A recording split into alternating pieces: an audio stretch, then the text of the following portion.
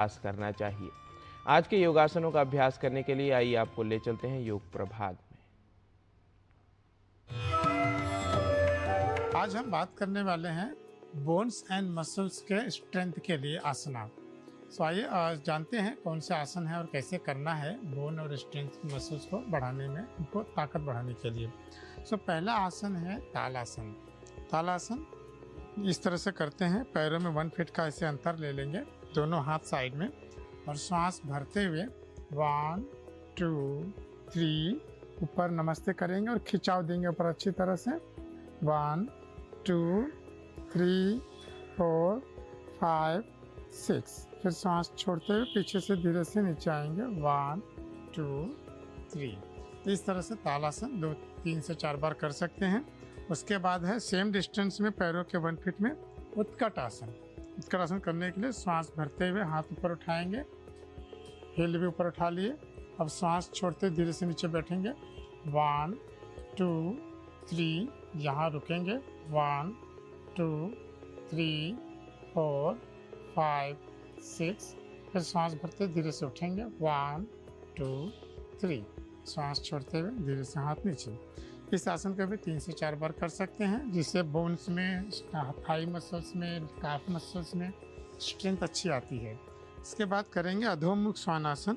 अधोमुख श्वानासन के लिए सांस भर के हाथ ऊपर जाएंगे, पीछे खींच करके हाथ सांस छोड़ते हुए नीचे आएंगे और इस तरह से हाथों से थोड़ा सा आगे आ जाएंगे और इस तरह से आपके हिल फ्लोर पे टच हो ज़मीन पे, और सर जितना हो सके अंदर की तरफ धकेलेंगे और जितना हो सके इस तरह से खिंचाव देंगे लेग्स मसल्स, काफ में, सब जगह पे, और सर अंदर पुश करते रहेंगे। ये अधोमुख श्वानासन है जो मसल्स में स्ट्रेंथ आने में बहुत मदद करती है। पैरों के मसल्स हो, कंधों के हो, हाथों का हो, सभी जगहों पे। इसी पोजीशन में कुछ देर तक यहाँ रुके रहेंगे और फिर उसके बाद धीरे से वापस आ जाएंगे और फिर सांस भरते हुए ऊपर आ जाएंगे। अब इसके बाद करेंगे सेतुबंध आसन। सेतुबंध आसन also is good for the back muscles के लिए, पीठ की मांसपेशियों को मजबूत करने में बहुत मदद करता है। तो इस तरह से पैर नज़दीक ले लेंगे अपने हील को नितंब के पास और सांस भरते हुए धीरे से पीठ के एरिया ऊपर उठाएंगे और यहाँ कुछ क्षण रुकेंगे और फिर सांस छोड़ते हुए धीरे से नीचे आ जाएंगे। यह है सेतुबंध आसन। इसे भी 3 से 4 बार किया जा सकता है। आइए जानते हैं कुछ और practical tips bones and muscles के लिए योग गुरु डॉक्टर हंसा जी योगेंद्र से। नमस्कार। नमस्कार। हमारी हड्डियाँ, हमारी मसल्स, उनको स्ट्रॉन्ग रखना बहुत ज़रूरी है। सबसे पहले तो प्रकृति का स्वाद लें और उसमें आता है सूरज की किरणें।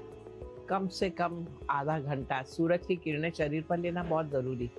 जब सूरज ज़रा 9 बजे के बाद का सूरज हो, ज़्यादा स्ट्रॉन्ग रहेगा, तो पीठ के ऊपर धूप ले लें, पैरों पे धूप ले लें, कहीं भी शरीर में धूप ले लें, इससे बहुत फ़ायदा होगा।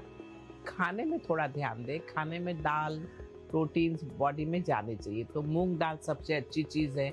मूंग दाल की बनाई हुई वैरायटीज़ ऑफ चीज़ें, वो ज़्यादा ब्रेकफास्ट में भी खाएं और अदरवाइज भी खाएं। दूसरा, खाने में अदरक है, हल्दी है, ये शरीर में जाना चाहिए। इससे हड्डियों में हमेशा लचीलापन रहता है और ताकत बनी रहती है। चौथा, कोशिश ये की जाए कि हम शरीर को आराम भी बहुत अच्छा दें और इसलिए अच्छी नींद लेने के लिए जो भी ज़रूरी है वो करना चाहिए। तो बस ये सब कोशिश करते रहें। नमस्कार।